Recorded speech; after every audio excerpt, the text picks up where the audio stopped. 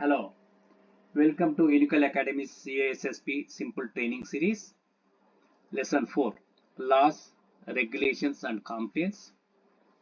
In this, we will be understanding the four types of intellectual properties, various applicable laws, the civil, criminal, administrative laws, as well as the privacy laws. Let us start. Categories of laws. Criminal law mainly deals with the law breaking that is impacting societies such as robbery, murder, arson, or anything for which an individual or organization can be penalized or an individual can be imprisoned. Civil law predominantly deals with business transactions or an organization level disputes with the employee matters or similar to that nature. Most of the times, the issues in these are dealt only with penalties. Administrative laws are governed by the regulatory agencies as well as the government departments administrative matters.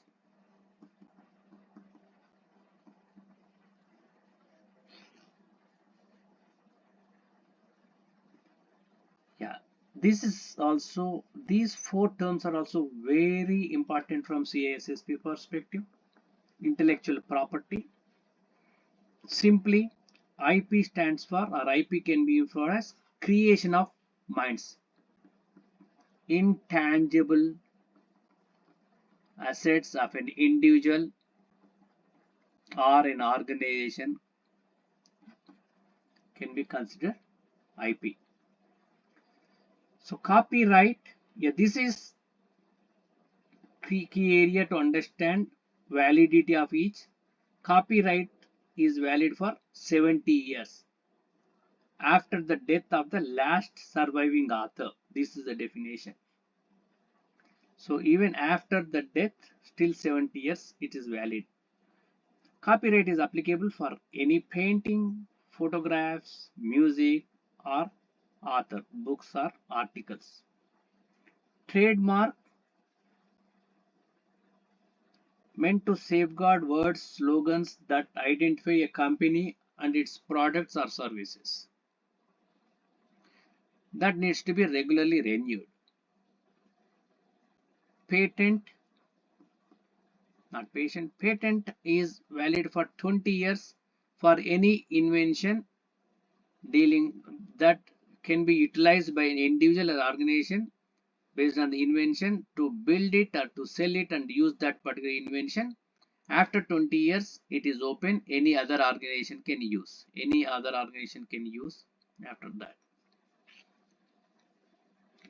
Trade secrets, maybe Coca-Cola's Coke formula or certain companies' marketing strategy, secret formula, anything that deals with companies' operations actually go here.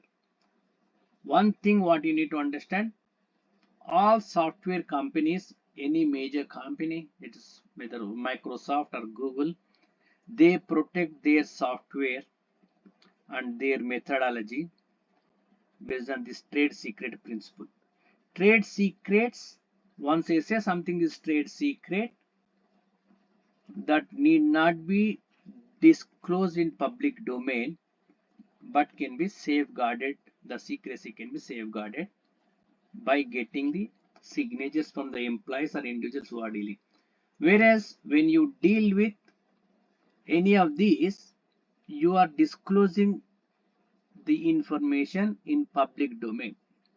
That is, so once it is disclosed in public domain, copyright may be protecting the lines of code but not the thoughts. That's the reason. So all IT companies, software companies generally deal with trade secret approach to protect their IP. Now, a laborious, lengthy table, but it quickly summarizes what are all the various laws that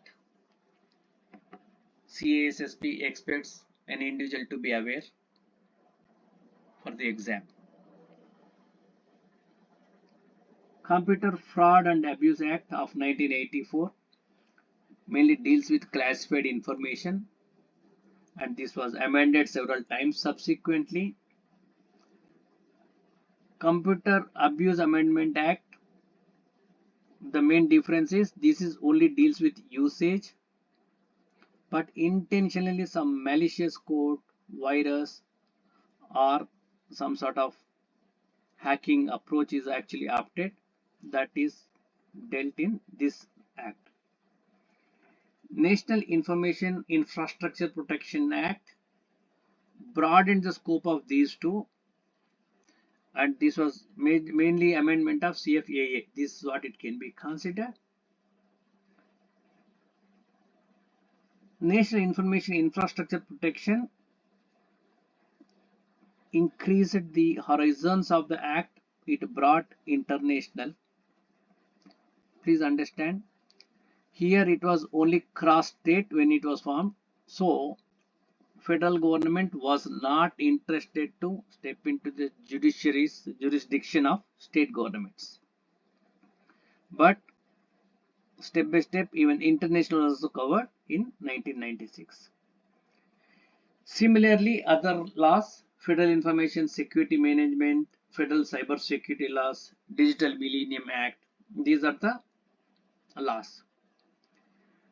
Apart from the mentioned laws here, you should be aware as far as CISSP is concerned, PCI DSS, Payment Card Industries, Data Security Standards, these are the compliance requirement. It is not a law requirement. No law restricts this, but generally all financial institutes that deal with credit card or debit card actually follow this. This is what you need to be aware.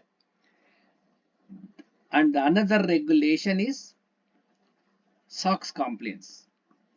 Any publicly listed company should be maintaining the books as per as SOX compliance. So PCI DSS, SOX and all these mentioned laws you should be aware for CISSP. Now let us go to the Privacy Act. All these listed acts here are mainly from US perspective. US Privacy Act, original act that was predominantly based on 4th Amendment of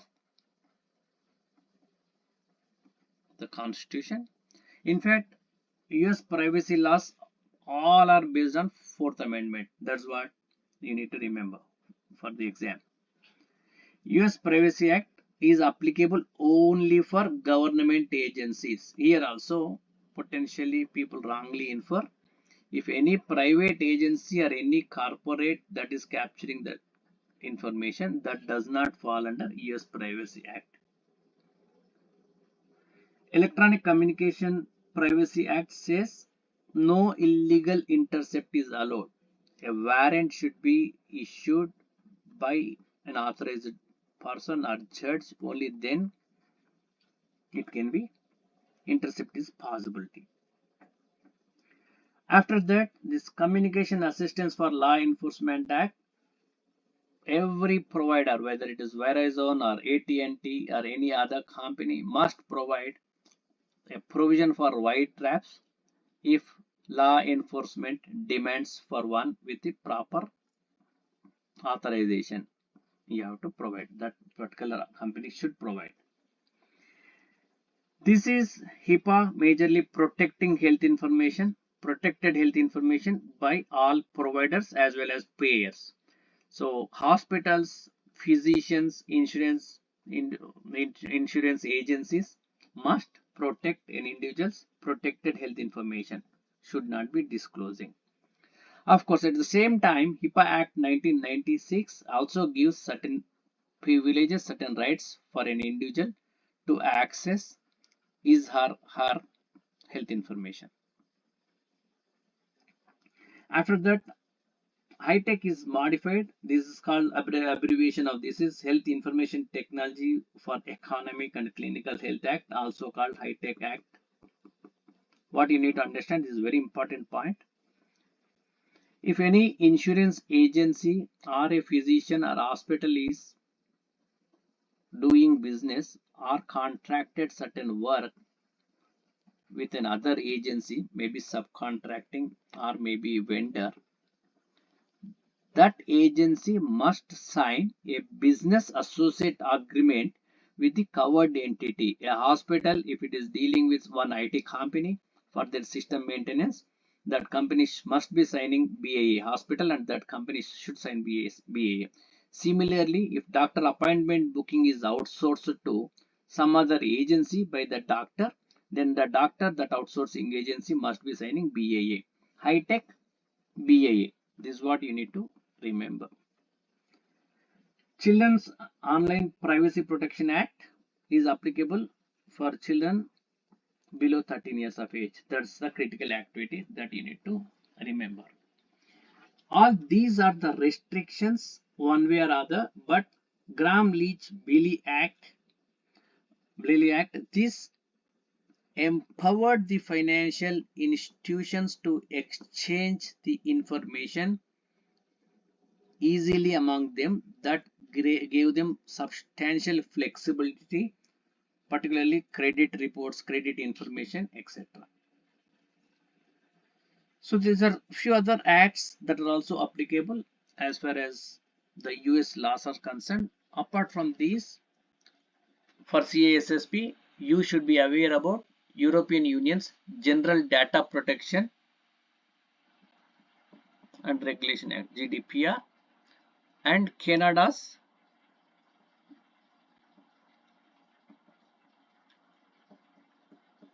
PEPDA Act, Personal Information Protection and Electronic Documentation Act. So this covers the privacy. The previous slide we were talking about the common laws, and in this slide we are talking about the privacy laws. There ends this small and pretty easy to follow session. See you in next video. Thank you.